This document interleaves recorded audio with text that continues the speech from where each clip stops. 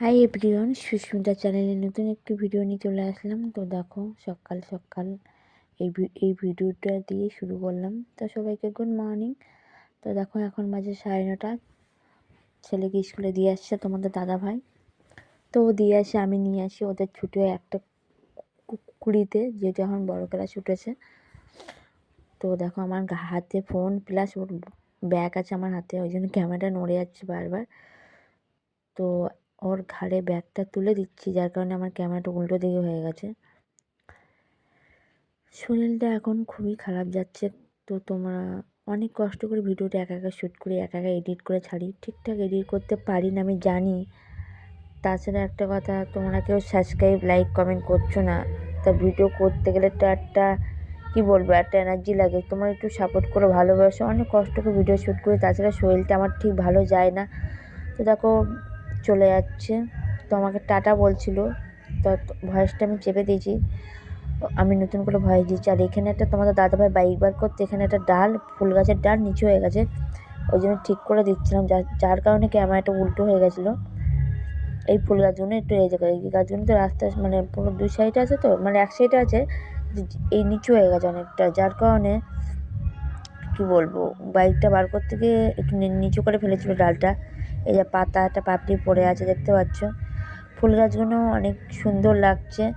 আর আমি যখন এই ভয়েসটা দিচ্ছি না, তখন আমাদের পাশের ক্লাবে একটা পিকনিক হচ্ছে, যার কারণে খুবই আওয়াজ হচ্ছে।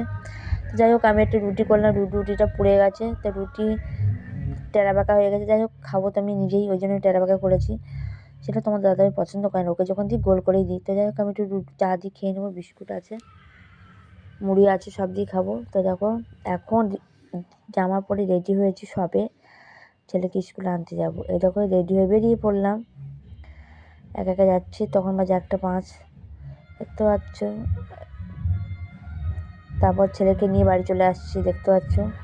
প্রচণ্ড রোদ, বুঝতে পারছো, 1:40 এরকম হয়ে গেছে।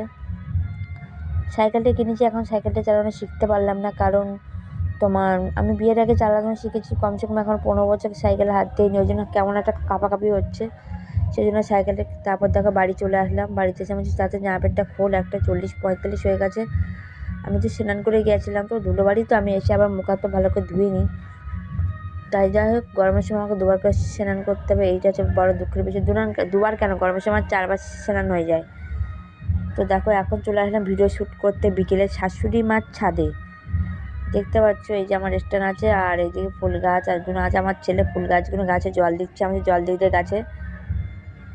এই যে ওইখানে কল আছে, ওই কল থেকে জল নিয়ে আসছে, ছাদের উপরে কল আছে।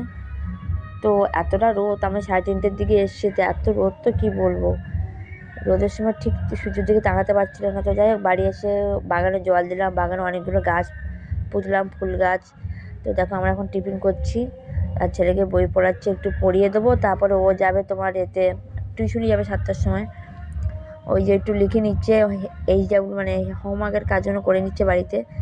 আর স্কুল প্রাইভেটের কাছে প্রাইভেটে কেউ করাবে, আর স্কুলের কাজটা ঘরে করেই নিই।